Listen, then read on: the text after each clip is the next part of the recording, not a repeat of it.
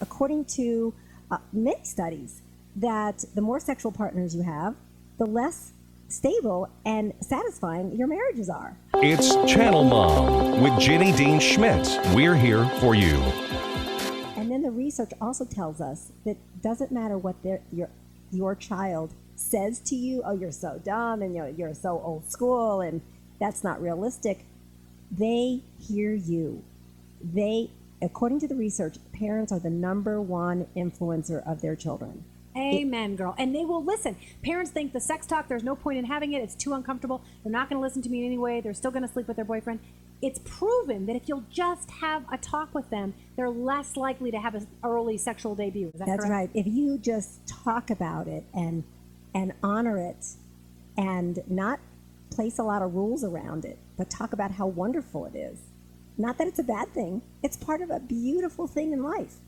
That those are the children that will hear you. Your influence is more important than any band, than any media person, than any celebrity, than anything. Any screen even. Any friend.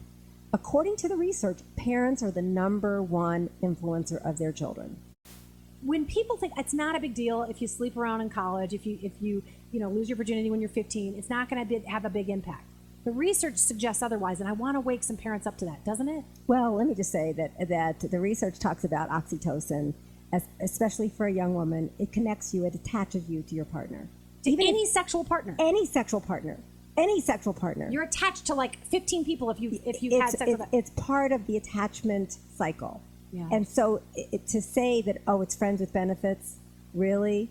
Well, women bear the brunt of that. They attach. Their heart attaches. So that's one thing. Another thing, it's dramatic. When you have a lot of drama and chaos in your life, you can't do the things that you want to do. You can't focus on what needs to happen next, those transitions into adulthood. It's very hard to transition into adulthood. Yeah. And it's getting harder and harder. So the point is that reduce the drama so kids can be successful adults. And so also and get excited about their future and not be bogged down by all the bad stuff. And even this whole college thing with sleeping around, we know from the research that according to many studies, that the more sexual partners you have, the less stable and satisfying your marriages are. It's really amazing. There is a connection.